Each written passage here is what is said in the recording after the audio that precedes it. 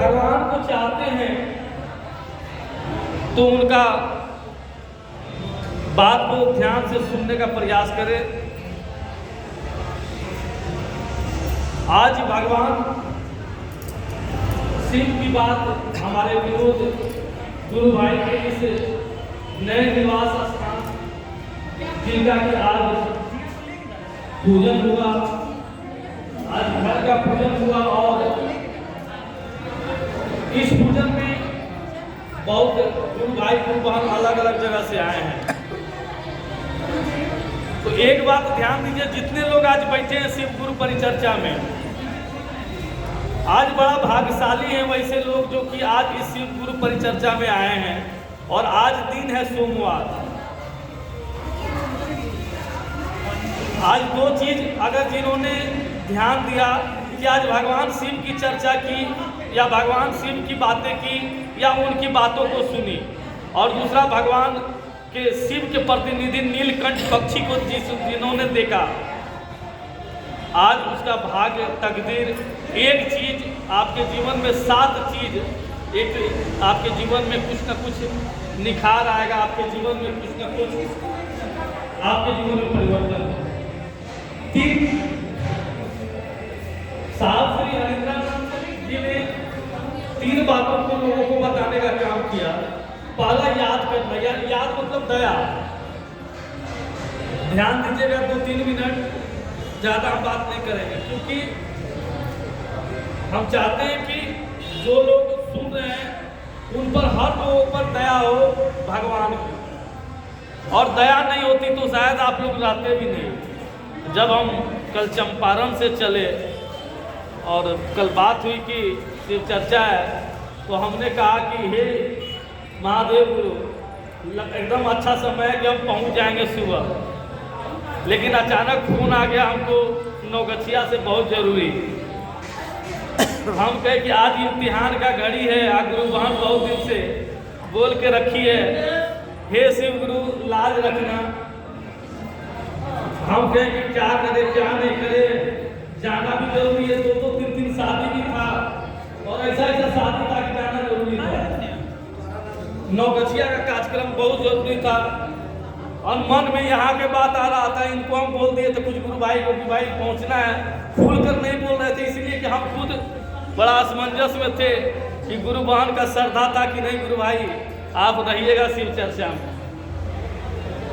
और हमको सवेरे जब आए तो लगभग 10-11 बजे काम था, और जब 11 बजे काम खत्म हो गया तो फिर सोचे 12 बजे गाड़ी, तो गाड़ी दिखा नहीं रहा था। तब लंच से हम फिर भी 3 बज गया, हम कह के अब लगता है 2 बजे से प्रोग्राम था। फिर इनसे बात हुआ, बोले कोई नहीं आया है, लेकिन तब तो लगता है लेट से होगा, आशा देख रहे बोले ना। और इसके बाद जल्दी से हम आए तो घर, जल्दी से स्नान किया और मन में मेरा चल रहा था कि हमको पहुंचना है। मेरा मन हर जगह मतलब जुड़ा हुआ था कि हमको किसी तरह से शिव गुरु परिचर्चा में पहुंच जाना है। और आज कहा जाता है भगवान की चर्चा अगर आप मन में दोहरा रहे हैं, अगर कोई काम कर रहे हैं, याद रखिएगा गुरु बहन पीछे ध्यान दीजिएगा, आपको कह रहे हैं पीछे आपका भी चर्चा हम सुनेंगे, जैसा ध्यान दीजिएगा। अगर शिव चर्चा में बैठे हैं तो 3 बात हम बहुत बोलते कम हैं, लेकिन ध्यान दीजिएगा कि कौन बात बोल जाएंगे या महादेव बुलवाते हैं, हम बोलते नहीं बुलवाते हैं। किसी न किसी रूप में अगर आप आए हैं तो शिव गुरु की दया है, और दया जो पल प्रतिपल मांगेंगे। आप शिव गुरु परिचर्चा से जुड़े हैं और दया मांगेंगे तो दया आपका सुनेंगे, ठीक है। अगर दया नहीं सुनते तो उदाहरण गुरु बहन है, जानती है कितना जीवन में कष्ट आया, और सभी कष्ट को भगवान ने, इनको आशा हमेशा रहा, क्योंकि अभी से जुड़ी नहीं हुई। जब कोई इस 12-8 में कोई शिव चर्चा से नहीं जुड़ा था, उस समय मेरे घर पर आती थी, उस समय से आज 17 साल 18 साल बीत गया, और किस स्थिति में 18 साल में कितना दुख संकट आया, लेकिन पकड़ के रखी जिसको, जिस तरह कहते हैं ना, मेरे साथ मेरे पति है, मेरे साथ मेरा बेटा है, मेरे साथ मेरा समाज है, मेरा गांव है, कितनों दुख होगा तो आपके पति आपके साथ रहेंगे, बच्चा आपके साथ रहेगा, तो हिम्मत बढ़ता है अंदर से। उसी तरह अगर जिस दिन आपको लग जाएगा कि मेरे साथ मेरे गुरु शिव हैं, दुनिया की कोई शक्ति आपको कमजोर नहीं कर सकती है। ना आपके जीवन में कभी कोई विपत्ति या आपद विपद, कोई ग्रह नक्षत्र कुछ नहीं आपका कर सकता है, क्योंकि आप उस भगवान के शिष्य हैं जिसको आपने गुरु रूप में माना है, और आप उनके शिष्य हैं। और शिष्य कोई भी गुरु क्यों ना हो, कभी नहीं चाहता उसके शिष्य के साथ कुछ गलत हो। कष्ट भले गुरु इम्तिहान लेते हैं, लेकिन आपके साथ कभी परेशानी नहीं होगा।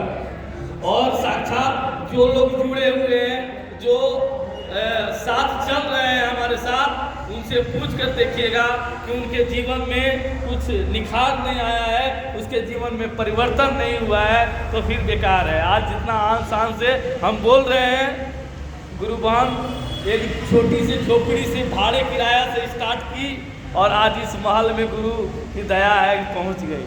तो क्या है ये दया? नहीं तो क्या है? कितना आपद विपद आया हम जानते हैं, और इनका आस्था विश्वास हमको खींच के लाया है। और अगर आस्था विश्वास नहीं रहता, एक घर की तरह, एक बेटे के समान हमको मानती है, जानती है, इसीलिए हम खींचे हुए चले आए। कैसे कैसे हम खुद नहीं जानते हैं, लेकिन गुरु की दया है। अगर दया नहीं होती तो शायद हम 3 जगह से कैसे कैसे आज हम आए, हम ही जानते हैं, गुरु जानते हैं कि हम किस तरह से पहुंचे। जीवन में याद रखिए कि आप जो लोग अभी भगवान शिव को गुरु रूप में नहीं माने हैं, एक बार मानकर देखिए, आपके जीवन में अगर परिवर्तन नहीं होगा, आपके जीवन में बदलाव नहीं आएगा, आपके जीवन में अगर बहुत बड़ा आफत विपत है, अगर उसमें परिवर्तन नहीं होगा, तो फिर कहिएगा कि नहीं, एक मुकेश गुरुभाई था 12-8 का जो झूठ साझ बोलता था। अब झूठ नहीं बोलते, महादेव के इस मंच से एक शिष्य बोलता है तो झूठ नहीं बोलता है। कुछ नहीं करना है, 3 बात अपने जीवन में दोहराना है। इसमें ताली नहीं मारना है, बस जीवन में 3 बात को दोहराना है। पहला, आप अपने लिए, अपने परिवार के लिए, अपने घर के लिए, आप अपने लिए दया मांगिए। हे शिव, आप मेरे गुरु हैं, मेरा जिस पर अधिकार होता है, जैसे कहते हैं ना मेरा पति, मेरा बच्चा, उसी तरह कहिए मेरे गुरु आप हैं। मन ही मन उनको कहिए, कोई भी काम कर रहे हैं, कोई अच्छा खराब कुछ भी कर रहे हैं, तो कहिए हे शिव आप मेरे गुरु हैं, मुझ पर दया कर दीजिए।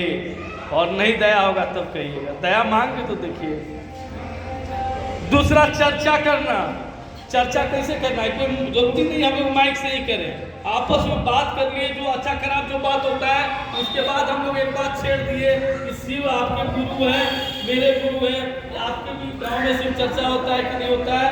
मोबाइल से हाल समाचार पूछ लिए, कैसा है नहीं है, कैसो है नहीं है, दुख सुख बतिया लिए, एक बात बोल दिए, शिव चर्चा हो कि नहीं हो, या शिव चर्चा होता कि ना होता, जैसे बोलना है बात समझिएगा। एक बात छेड़िएगा, ढेर बात हो जाएगा।